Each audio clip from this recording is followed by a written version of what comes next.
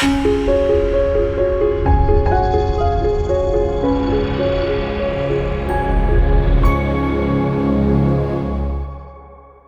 harvest. So, what is a harvest? What does that mean when we say that it is harvest time or a time for you to harvest? Remember, these are agricultural terms which have other applications, spiritual application as well. What is a harvest? A harvest is first the result or outcome of an action or effort. The result or outcome of an action or effort. And this is related to the effort of sowing seed and the result or the outcome that comes from that effort or that action. So the result. Second, a harvest is the season when ripened crops are gathered. The season when ripened crops are gathered. This is related to timing. There's always a timing regarding harvest. Harvest time does not just occur at any time. There is a time for it. And thirdly, the harvest is the process of gathering crops. This is related to activities we undertake in a time of harvest. Now, if you look at the three definitions, there are three words that I want you to pay attention to: result, season, and process. Result, season, and process. So a harvest is a result, a harvest is a season, and a harvest is a process. And for today, I will focus on result and season. And next week, I will focus on the harvest as process. But today, we look at harvest as a result or a season. We have already considered Galatians chapter 6, verse 7. Whatever a man sows, that he will also reap. Whatever a man sows, that he will also reap. Verse 8. For he who sows to his flesh will of the flesh reap corruption. He who sows to the Spirit will of the Spirit reap everlasting life. So, a harvest can be a prize for something good we have done, a reward, or it can be a retribution. So it can be a punishment for wrong actions. So depending on what you sowed, your harvest may be good or it may not be good. God sometimes gives us a harvest for things we have not done, or seeds we have not sown. So in other words, you can reap a harvest that is not a result of your own seeds. It could be the results of a previous generation's seeds, effort they made that benefits you. It could be prayer your parents prayed, investments your parents made, or other people have made that benefits you. Sometimes you enter an easy harvest field because those ahead of you plowed it for you. And then sometimes you enter a hard field because those ahead of you left it fallow. So what people do for others or ahead of others will determine whether the field they are plowing in is a tough one or an easy one. Luke chapter 10, verse 2. Jesus speaking. And the Bible says, he said to them, the harvest truly is great, but the laborers are few. Therefore, pray the Lord of the harvest to send out laborers into his harvest. in the context of this passage, Jesus is talking about or applying the principle of harvest to soul winning. Because the principle of harvest, as I've said over and over, is an agricultural principle, but it applies to different aspects of our lives. And Jesus is applying it to winning souls.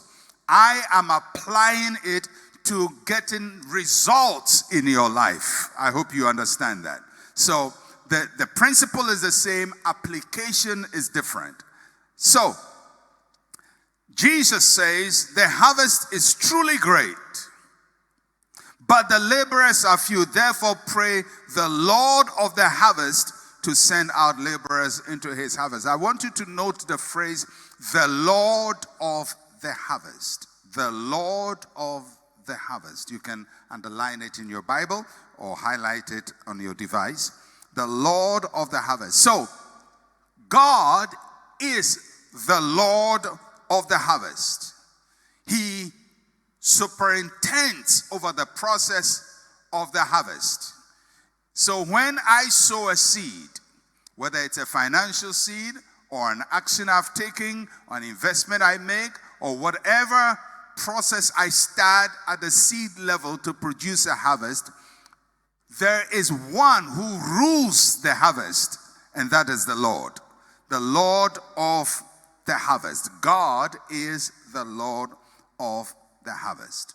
Now, if God is the Lord of the harvest, what does he do as Lord of the harvest? I'll give you three things that God does as Lord of the harvest. First, he determines the size of the harvest.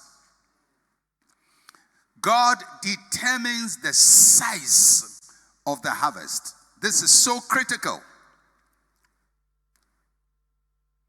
1 Corinthians chapter 3, verse 6, 7. Paul speaking says, I planted, Apollos watered, but God gave the increase. So then neither he who plants is anything, nor he who waters, but God who gives the increase. God is the one who gives the increase. The word increase in this context means the extent of growth. The extent of growth. In the parable of the sower, Jesus indicated that a harvest can be 30-fold, 60-fold, or 100-fold. Not all harvests are the same. We don't get the same outcomes from the Lord. So, we can all sow, but the Lord of the harvest determines the size of the harvest. Just like in the parable of the talent, the Lord determines who gets 1 talent, 2 talents, 5 talents. Though God blesses each one of us, our fields and our harvests are not the same. God blesses all of us, but the size of our blessing is not all the same. The Lord of the harvest determines the size of the harvest. That is why if you go comparing what God has blessed you with another person, you vex your soul. Because although we put in all effort, the Lord of the harvest determines the harvest. So we can, let's say my effort is 2 kilograms of effort. And you also put in 2 kilograms of effort. It doesn't mean we'll all get a harvest of 20 kilograms. The Lord of the harvest may determine I get 5 kilograms of harvest and you get 100 kilograms of harvest. Why? Because he's the Lord of the harvest. So it's not so much about your seed alone, but there is one who determines the outcome. So he determines the size of the harvest. Not only does he determine the size of the harvest as the Lord of the harvest, he appoints the times of harvest. He appoints the times of the harvest. Jeremiah chapter 5, verse 23 to 24. They do not say in their heart, let us now fear the Lord our God, who gives rain, both the former and the latter rain in its season.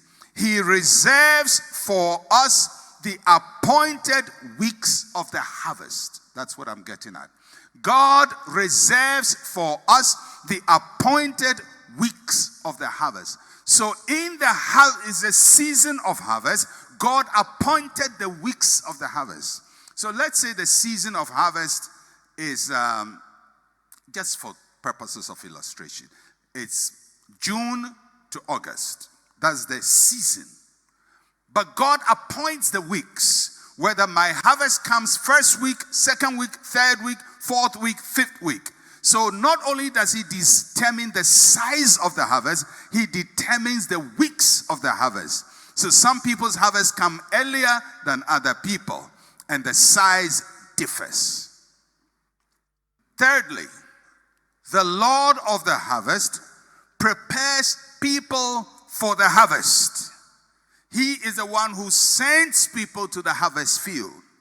He gets us ready to harvest what he has prepared for us. When the Lord readies a harvest for me, he will also ready me for the harvest. So when God sent me to my harvest and it is mine, you cannot take it from me. My harvest is my harvest, your harvest is your harvest. When God prepares and sends me to the field, he equips me for a particular harvest and I receive it. And you may find people competing with you in your harvest field, but the harvest field that has been prepared for you is yours. They may fight you, they may resist you, they may contend with you, they may undermine you, but the harvest field has been appointed by the weeks, by the Lord of the harvest, to your credit, and it is yours. So, when God gets a harvest ready, he also gets a people ready for the harvest.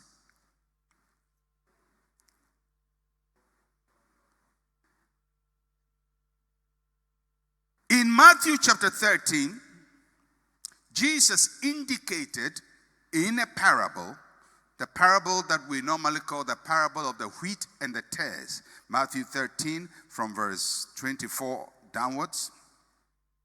Jesus told the parable, and the essence of the parable is to indicate that a harvest field can be mixed. Because a man sowed wheat in his field, and an enemy sowed tares in his field, and created confusion in the harvest field. In verse 30 of Matthew chapter 13, this is what the master, the Lord of the harvest, says. Let both grow together until the harvest. And at the time of harvest, I'll say to the reapers, first gather the tares and bind them in bundles to burn them, but gather the wheat into my barn. This is so important, I don't want you to miss it. In your harvest field, the enemy can misdirect a harvest. Can misdirect a harvest. You say, Pastor, what do you mean by that? Sometimes as we wait for the Lord to give us what we have desired of him, the enemy can present something that looks like a miracle. It looks like this is what I've been praying for. It may be a business opportunity, a career opportunity, a relationship opportunity.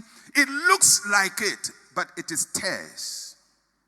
And if you don't have the patience to wait, you're going to harvest something that is not your harvest. And each one of us have had those experiences. We thought the Lord has given us something. We took it, we even testified about it, and realized the thing was just misery. It wasn't from the Lord. It wasn't wheat. It was tares. So you have to be very careful. In every harvest field, we require discernment. You require discernment. Not everything that looks like your miracle is a miracle. It happens in every way. You're praying for a business opportunity, a door opens, and you rush into it, and you realize it didn't lead to a good place. it led to a bad place. You pray, Lord, give me a husband. Something shows up. And you grab it. Something shows up. It looks like the answer to your prayer, but it is not, because the enemy can confuse your field of harvest. How do you know the enemy is confusing you? Anything that puts a spirit of haste in you, that doesn't allow you to pray about and wait, be careful of it. Because the spirit of the believer is not a hasty spirit. He that believes in the Lord shall not make haste. Any opportunity that opens and says, hey, if you don't take it right now, you'll miss it forever. Be careful, careful, careful. It may be tares. It may be tares. And you will harvest something that will hurt you. People have testified of miracles that were not miracles. People have testified of breakthroughs that were not breakthroughs. The Lord of the harvest told the laborers, wait, because the true nature will show very soon. Wait, because the true nature will show very soon. Then you can separate the tares from your true harvest.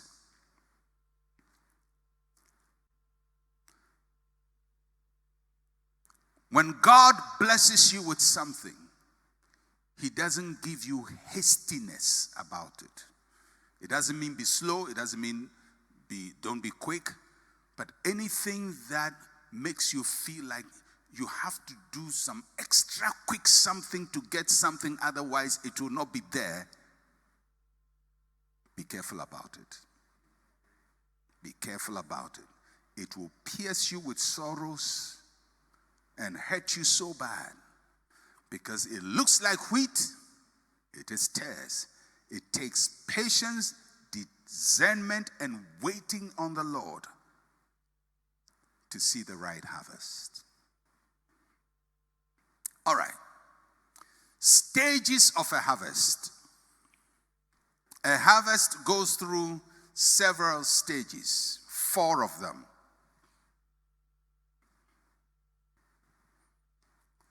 So let's say you're a Christian, you've been sowing seed, you've been giving, you're tithing faithfully, you're giving your offering, you're praying, you are fasting. Those are all seeds you are sowing. You are sowing seeds of prayer, seeds of fasting, financial seeds. You are serving in the house of the Lord. That is a seed. You are being kind to people. That is a seed. All of these good things you're doing, and you're waiting because God says He will reward you. So here is a person who has sown in his field. He is expecting a harvest. There is the blade, there is the head, there is the full grain in the head, and there is the ripened grain. But I want you to note at what point he says the harvest has come. He doesn't say it from the beginning, he says it at the end. So let's walk through the 4 stages. First is the blade.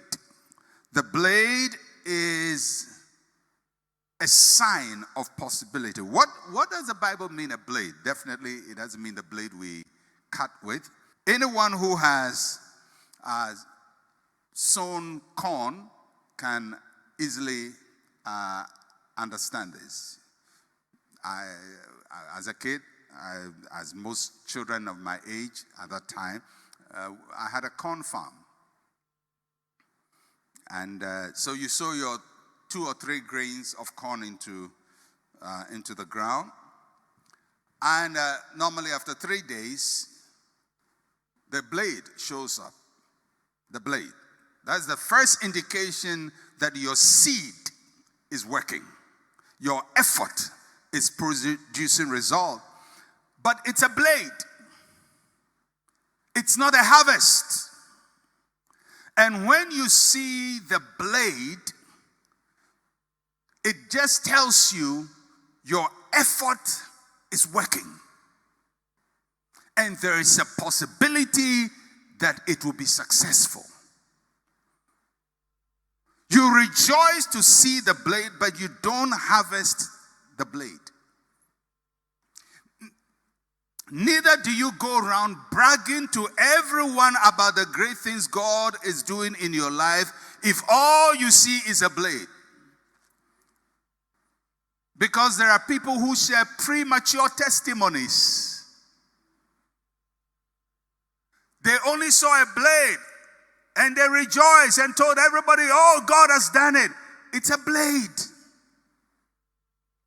And if you don't manage that process well, you can introduce enemies to consume your blade. Rejoice in your heart, but wait, because God is not finished with you yet. The blade is simply an indication God gives you that it's going to work.